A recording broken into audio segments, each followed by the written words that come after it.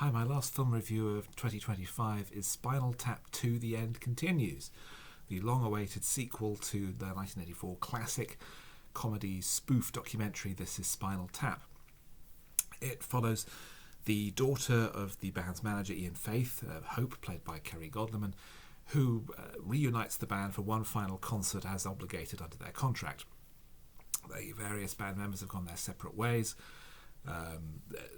running a glue museum or a cheese shop, and brings them back together to rehearse for a one-off performance in New Orleans, accompanied in various scenes by other musicians, including Paul McCartney and Elton John. It's incredibly hard for me to summon any enthusiasm for this film at all, as you could probably guess from my earlier words.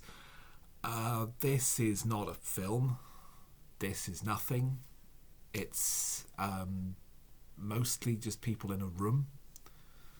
There are very few actual jokes. The format is the same as the previous movie, where there is a loose script around which the actors improvise, but there is so little material here. There is no story. I have outlined the complete story to you already.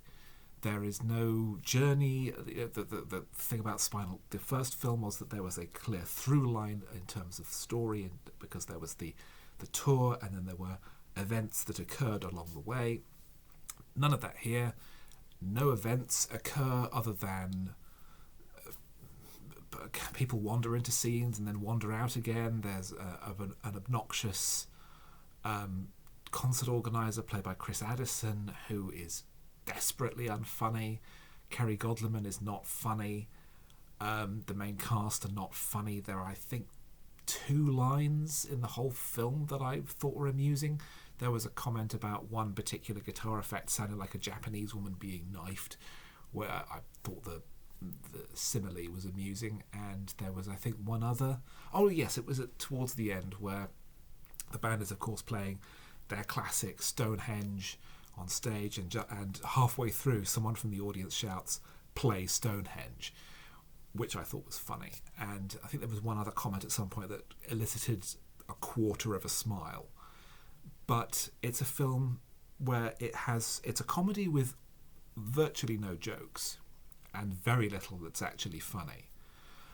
It has no story. It relies on guest stars. I mean, why is Elton John performing Stonehenge with them on stage? Paul McCartney wanders in and has a couple of scenes and doesn't really do anything and then leaves, and it's just, there is no energy to this. It feels as though it's made by people who are 1,000 years old. There's no impetus behind this at all, other than, I think, the makers wanting to get the Spinal Tap name under their control because they had lost control of the original film. And I understand wanting to gain the rights to your intellectual property, absolutely, but they've done so in the most lazy, slapdash, dull, half-hearted, not even, zero effort way possible. It's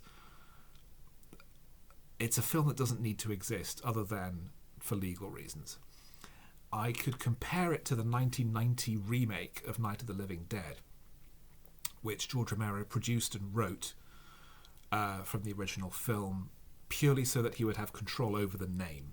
Because if anyone tried to make a film called Night of the Living Dead that was a zombie movie, he could say, there's a film like that called that, because the 1968 film wasn't properly copyrighted and was immediately in the public domain. The 1990 film is properly copyrighted.